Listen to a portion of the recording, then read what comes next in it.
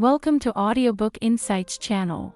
In this video, we will listen to the book Doesn't Hurt to Ask by Trey Gowdy. Doesn't Hurt to Ask dives into the profound impact that asking the right questions can have on our ability to communicate effectively and persuade others.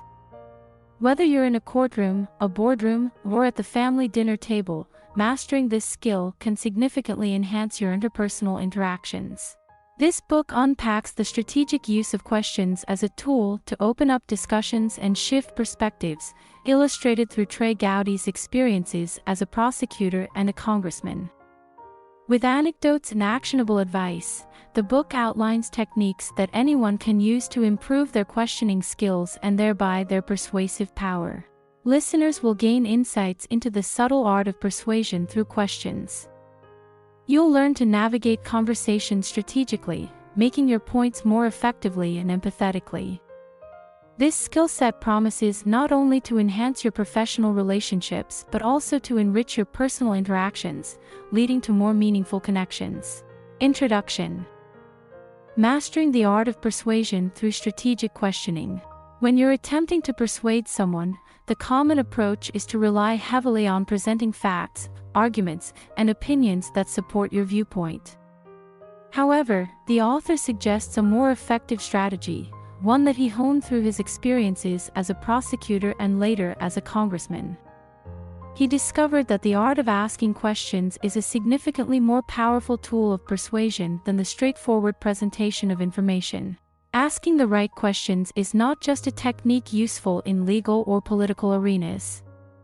It's a universal skill that enhances communication and persuasion across various settings, be it in a corporate boardroom, a classroom, or even around the dinner table during a family Thanksgiving. This method is about more than just obtaining information. It's about guiding the conversation and subtly leading others to reconsider their stances, thereby nudging them in your direction. This approach can significantly increase your persuasive abilities in both your private and professional life. Whether you're trying to convince someone to offer you a job, extend a loan, or give you a second chance, mastering the skill of asking strategic questions can be incredibly beneficial. Incorporating this technique involves more than just knowing what questions to ask. It's also about timing and the manner in which questions are posed. The goal is to engage others in a manner that makes them think deeply about their own assumptions and possibly reconsider their positions without feeling defensive. This is the essence of persuasive questioning. It turns the act of persuasion into a more interactive and reflective process. Through the upcoming sections, you will learn how to harness the power of questions to not only advocate for your ideas but also to foster a deeper understanding and dialogue. This skill, once developed, can transform your interactions and significantly enhance your influence in any conversation. Key Idea 1. Persuasion is a subtle art, and questions are its greatest tools. Are you eager to dominate every argument and decisively defeat your opponents with your debating prowess? If so, the strategies discussed here may not align with what you're expecting. True persuasion isn't about crushing your opponents. It's about engaging with them thoughtfully, listening actively, and advocating for your beliefs in a way that resonates deeply and authentically. Consider this. How often have you truly changed your mind because someone overwhelmed you with aggressive opinions? The effectiveness of asking questions lies in its ability to focus attention on your conversation partner, subtly guiding them towards a new perspective without triggering defensiveness. The author's personal journey into law underscores this point vividly. Initially planning a career in construction post-high school, his trajectory shifted dramatically after a series of insightful questions from a friend's mom. Each question she posed gently probed his future aspirations, leading him to a revelation by the end of their conversation: he wanted to become a lawyer. This transformative experience demonstrates the key message here. Persuasion is a subtle art best practiced through strategic questioning. By asking thoughtful questions, his friend's mother allowed him to explore and articulate his own desires and ambitions, effectively persuading himself without any overt influence from her. However, it's important to acknowledge that not all questions are created equal. The author shares an amusing anecdote from a robbery trial where he asked, "Okay, what color was the blue bag?" after a witness described the suspect's bag. The resultant laughter in the courtroom is a stark reminder that poorly considered questions can undermine your credibility just as easily as they can enhance it. This leads to a vital point about knowledge and assertions. Consider the difference between someone asking, "Who wrote Hamlet?" versus declaring, "George Washington wrote Hamlet." The former indicates a gap in knowledge, certainly, but it's an honest inquiry. The latter not only displays a misunderstanding but also a lack of awareness of the error. In any debate or discussion, it's generally better to engage with someone who is uninformed yet open to learning, rather than someone who is misinformed and unaware of their misconceptions. In conclusion, embracing the power of well-crafted questions can transform your interactions and lead to more meaningful, persuasive communication. This approach not only fosters deeper understanding but also builds bridges rather than barriers, a fundamental principle for effective persuasion. Key idea 2. Know your objective, your facts, and your jury. In the context of a court case, a prosecutor's goal is clear: convince the jury of the defendant's guilt beyond a reasonable doubt. However, in the realms of everyday life, such as politics, business, or family discussions, achieving absolute certainty in persuasion is not only unrealistic but often unnecessary. Instead, real-life persuasion is about nudging your conversation partner incrementally closer to your viewpoint. The key message here is straightforward: know your objective, your facts, and your jury. Before engaging in any form of argument, it's crucial to clearly define what you hope to achieve. Aiming for complete agreement or a change of heart may not always be feasible. However, moving someone's opinion by 30 to 50% can be a more achievable and measurable goal. For instance, this shift might be seen when a spouse acknowledges an imbalance in household chores or when an investor agrees to a preliminary small-scale investment in your startup. Setting such specific objectives not only clarifies your purpose but also provides a tangible target to aim for, making it easier to structure your argument effectively. When crafting your arguments or questions, grounding them in solid facts is essential, just as in any other persuasive endeavor. With resources readily available online and a critical approach to information, gathering supporting evidence should be manageable. The level of proof required will vary depending on the scale of your objectives. Convincing someone to invest a significant amount in your business, for instance, will demand a more robust factual basis than persuading them to make a smaller financial commitment. Understanding your audience, your jury, is equally vital. This could be a single individual or a group, such as colleagues or family members. Using questions effectively can help you uncover their beliefs, the reasons behind those beliefs, and how open they are to new ideas. For example, simply asking, "Are you open to hearing about this?" can be a strategic way to gauge their receptiveness and avoid unnecessary conflict. In essence, successful persuasion is less about overwhelming with arguments and more about engaging intelligently. By knowing your goals, grounding your points in facts, and tailoring your approach to your audience, you can enhance your ability to influence effectively and respectfully. This strategic approach not only saves effort but also fosters a more open and productive dialogue. Key idea 3. Different types of questions work in different situations.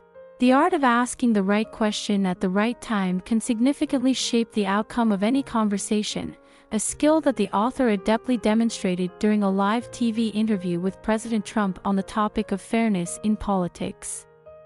Instead of directly stating his opinion, he posed a strategic question: why is our justice system more respected than our political system? This question not only subtly introduced a comparison between the two systems but also cleverly directed the president to explore the reasons behind this perception, steering the conversation without overtly revealing his own stance. This anecdote underscores a key message: different types of questions are effective in different situations, and understanding when and how to use them can greatly enhance your persuasive power. Broadly, questions can be categorized into two types: softball and hardball questions. Softball questions are those that are easy to answer and don't necessarily aim to make a point. They are non-leading, often involving open-ended queries like who, what, when, and where, which allow the respondent to control the direction of their answer. For instance, asking a governor, "What inspired you to run for office?" is a classic softball question. It opens up the floor for the governor to share personal motivations in a non-confrontational manner. Softball questions are particularly useful for laying the groundwork in a conversation. They show that you are interested in the other person's views and can lead into more targeted discussions in a neutral and friendly manner. For example, a seemingly innocuous question like, "Honey, when did you last take out the trash?" can serve as a gentle lead into a broader conversation about sharing household duties. On the other hand, hardball questions are designed to be more pointed and leading. They aim to focus the conversation on the question itself rather than the answer, often implying the answer within the question. A question like, "Didn't I tell you to take out the trash this morning?" presupposes that the instruction was given, and the expected answer is affirmative. However, there's another type of question that stands in a category of its own: the why question. Why questions can fundamentally alter the dynamics of a conversation. They compel the respondent to justify actions or beliefs, often revealing deeper motivations or lack thereof. For example, asking someone, "Why did you kill your husband?" can elicit responses that range dramatically based on the reasoning given, such as self-defense in response to abuse versus a trivial annoyance like snoring. Each answer paints a very different moral and legal picture. Understanding and strategically employing these different types of questions can transform how you engage in conversations, whether you are seeking to persuade, gather information, or simply understand another person's point of view more deeply. The effectiveness of your questioning can determine not only the direction of the discussion but also the depth of insight you gain into your conversational partner's thoughts and feelings. Key idea 4. To be convincing, be sincere. The author was once told that the secret to being a successful litigator is learning to fake sincerity. Now, that's a bit of a paradox. You can't really fake being sincere. But you can draw on real emotions that will make you seem more genuine, credible, and likable to your audience. Showing sincerity is easier said than done.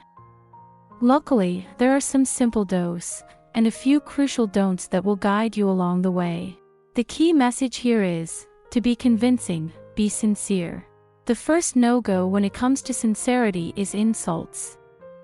Think about it. How often have you come around to someone's side after they insulted you? All insults achieve is making the other side defensive and aggressive, and making you come across as petty and insecure. The second sincerity killer is hypocrisy. Holding your opponent to a different standard than your own will call the moral basis of your argument into question. But the third sincerity killer is by far the worst: lying. Most people are willing to forgive an honest mistake, but they won't forgive someone who intentionally twists the facts to mislead them. And once you've lost the trust of your audience, you've lost your argument. What about the dose of sincerity? To win your audience's trust, you need to show that you're genuinely passionate about your beliefs. Genuine emotions are so important because they show your audience that you really care. So try and get emotional about the point you're trying to get across. Sometimes, this will be easy. If you're trying to convict a man who murdered a child, for example, you'll probably be full of deep emotions. But how does it work for more mundane issues, like getting your kids to show up for dinner on time? What you'll need to do is find a bigger principle to get passionate about. In the case of dinner time, you could make your kids understand that the issue isn't really about them missing a meal or two, it's about them not respecting your time, and your shared time as a family. If you can latch onto a higher ideal, like family values, fairness, or justice, you can get sincerely passionate about the smallest of issues. Key idea 5. Impeach an argument by questioning someone's facts, logic, or character. You've just learned how insults, hypocrisy, and lying can seriously undermine your sincerity and credibility. Interestingly, while these elements can be detrimental to your own arguments, understanding how to identify and expose them in your opponent's arguments can significantly bolster your position. This strategic approach is known as impeachment in the realm of persuasion. The key message here is clear: impeach an argument by questioning someone's facts, logic, or character. 1. Impeachment via facts. The first strategy for impeaching an argument involves challenging the factual basis of your opponent's claims. A practical way to do this is to question the source of their information. For example, asking your opponent how they came to know their stated facts can reveal weaknesses in their argument. If you can demonstrate that their facts are unsubstantiated or merely hearsay, their argument can be significantly weakened. This method focuses on undermining the reliability of the information upon which the argument is built. 2. Impeachment via logic. If the facts are accurate but the conclusions drawn from them are questionable, the next strategy is to impeach the logic of the argument. This involves highlighting flaws in how the conclusions are derived from the given facts. An example of this is when the author challenged Julian Castro's argument for granting citizenship based on the achievements of a few undocumented immigrants. By questioning the logical leap from individual successes to broad policy application, the author effectively showcased the gaps in Castro's reasoning. 3. Impeachment via character. The third, and often most impactful, method is character impeachment. This tactic involves casting doubt on your opponent's integrity or motives. Proving habitual dishonesty, bias, or moral corruption can be challenging but devastatingly effective if achieved. Character impeachment can also extend to associates of your opponent, a technique known as hitchhiking. The author demonstrated this during his questioning of James Comey regarding Hillary Clinton's email practices. By systematically questioning Comey to highlight discrepancies in Clinton's statements, he indirectly but effectively called into question her credibility. Each of these strategies requires careful planning and execution. To successfully impeach an opponent's argument, it's crucial to be thoroughly prepared with your own facts, understand the logical flow of arguments, and maintain an ethical approach to character assessments. Using these tactics not only strengthens your position but also demonstrates your skill in critical thinking and ethical reasoning. While these methods can be powerful, they must be employed responsibly to avoid crossing into unethical manipulation or personal attacks. Key idea 6. Fine-tune your persuasion skills by measuring, repeating, and repackaging. Do you agree America is more respected worldwide now than under President Obama? A friend once asked the author this during a round of golf. Instead of answering the question, the author asked his friend to define his terms. He asked, "What does worldwide mean in this case? What does more respected mean? And where is the cutoff for either?" His friend didn't have an answer. Too often, people use imprecise terms that they aren't prepared to define. That's why asking your opponent to clarify her terms can sometimes be enough to tear holes in her argument. But remember, your opponent can also do the same to you. The key message here is, fine-tune your persuasion skills by measuring, repeating, and repackaging. To seal your questions against attack, you need to measure your words. Your questions should be worded simply and precisely. For starters, it's rarely a good idea to use big, generalizing words like everybody, always, or never. They invite rebuttals like, "So you're claiming I never do any chores?" In this case, a more precise and effective question would be, "Why didn't you unload the dishwasher?" Once you've finally crafted your question, use repetition to drive it home. Repeating ourselves isn't a rhetorical skill we usually strive for, but we should. Because the more you repeat something, the more your audience will understand how important it is. The author once questioned a man who was accused of stabbing his own wife to death. The author's strategy was to ask him a different version of the same question over and over. What did your wife say after you stabbed her the first time? What did she say when you stabbed her the second time? By the end, the jury had heard the phrase, "when you stabbed your wife," so many times that it didn't take much more to convince them of his guilt. If you're struggling to take down an opponent's argument, you can try repackaging it. Repackaging is when you reduce an argument to absurdity by putting it in different words. The author often used this strategy when advocating for victims of domestic violence. If a defense attorney suggested a woman should have known better than to go back to her abusive partner, the author would twist the statement to the extreme. So you're saying it's her fault she was abused? Key idea 7. If your argument is failing, divert, deconstruct, double down, or play the victim. Even if you're a master of persuasion, you can't always nail it. Sometimes you'll just have to cut your losses and walk away. But there are a few strategies that can help you mitigate the damage of a failed argument. The best cure, as always, is prevention. You can avoid backing yourself into a corner by having a good sense of your weaknesses. When preparing your argument, you might be tempted to linger on the bits and pieces that work particularly well. But you should spend just as much time preparing and padding your weakest points, instead of simply hoping that they won't come up. If preparation fails, and your argument is tanking, there are still some last-minute rescue strategies you can use. The key message here is, if your argument is failing, divert, deconstruct, double down, or play the victim. There's a popular saying that goes, when you're in a hole, stop digging. And this definitely applies to persuasion. If you find yourself backed into an argumentative corner, don't keep arguing as you did before. You need to cover your losses. The first thing you can do is create a diversion. People usually don't like to be interrupted. But if you interrupt them with questions, you can stop their momentum and steer the conversation in a different direction, while keeping the focus on them. Strategy number 2 is deconstruction. When someone is trying to lay the founding blocks for a devastating argument, try to challenge each tiny assumption they make. Questions like, "How do you know that?" and "How can you be sure of this?" will slow down your opponent tremendously. Our third strategy stems from another old saying, "There's no point in flogging a dead horse, but then it can't hurt either."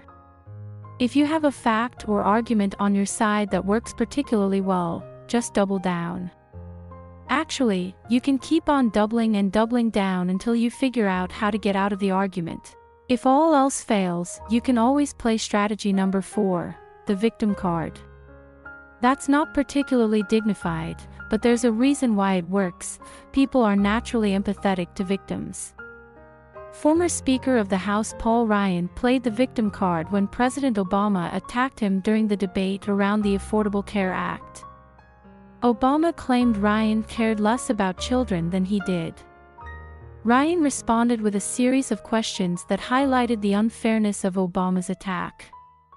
One of these was, "How do you think it makes me feel when you misrepresent my faith and my spiritual beliefs?" Key idea 8. To master the art of persuasion, set the right expectations and stay open. As a district attorney, the author recruited many young litigators. But before he hired anyone, he would make them prove their persuasion skills with a simple task. They had 5 minutes to convince him to go see their favorite movie. Sounds easy enough, right? Still, even these young law professionals often did very poorly. The good news, though, is that they got better at persuasion over time as they practiced on real-life cases in court. You already have all the skills you need to advocate for your beliefs with thoughtful questions. With time and practice, you can truly hone them. But there are a few things you'll need to remember along the way. The key message here is, to master the art of persuasion, set the right expectations and stay open. Persuasion isn't about winning, it's about successful communication. And in order to succeed, you need to set the right expectations. How many times have you seen someone's view changed by a single conversation? Probably not very many, especially when it comes to deeper, contentious issues like gun control and abortion. That's why it's inadvisable to get overambitious with your aims. If you do, you're just setting yourself up for failure. As the old adage goes, you can lead a horse to water, but you can't make it drink. Your aim when persuading shouldn't be to force your listeners to agree with everything you say. It should be to guide them to draw their own conclusions based on the merits of your argument. That's what the art of persuasion is all about. Questions are a great way to gently nudge your audience in the right direction, but you'll have to let them take the final steps of persuading themselves on their own. And you'll need to remember that everyone listens in their own unique way, even if you're talking in front of a big group. Always think about how you can appeal to and touch each and every member of your audience in their real lives. There's one final thing you need to remember as you practice. When you're trying to persuade others, you need to be persuadable yourself. This means staying receptive to new facts and perspectives, and adjusting your beliefs when you're confronted with contradictory evidence. After all, you can't expect others to change their minds based on a good argument if you're not willing to do the same. Final summary. Leveraging questions for effective persuasion. When mastering the art of persuasion, the strategic use of questions becomes an invaluable tool. By understanding precisely what you aim to achieve, identifying the facts relevant to your argument, and knowing your audience well, you can craft questions that subtly guide the conversation in your favor. This technique allows you to navigate around people's defensive barriers and gently steer them towards agreeing with your perspective. Questions are powerful for several reasons.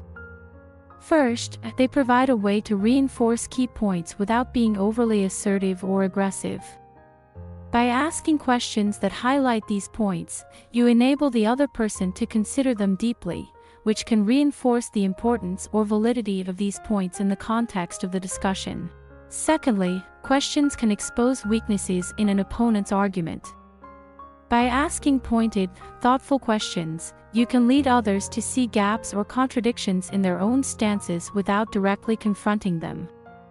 This method is less confrontational and encourages self-reflection, which can be more persuasive than direct assertions or contradictions. Moreover, questions empower the other party to arrive at conclusions on their own. When people come to a realization independently, they are more likely to be convinced by it and adhere to it. For instance, rather than stating an opinion outright, asking a question that leads your conversation partner to that opinion allows them to own the conclusion. This self-derived agreement is typically stronger and more enduring because it is self-affirmed rather than externally imposed. Here's how you might put this into practice. Suppose you are discussing the implementation of a new business strategy. Instead of asserting, "This strategy will increase our efficiency," you could ask, "How might this strategy improve our team's workflow and output?" Such a question not only prompts consideration of your point but also invites the other person to envision the practical benefits, making the conclusion feel like their own discovery. In sum, the adept use of questions in persuasion is about more than just seeking answers. It's a strategic approach that involves guiding the conversation, encouraging self-reflection, and building consensus from shared conclusions. This not only makes your arguments more compelling but also fosters a cooperative rather than confrontational atmosphere in any discussion.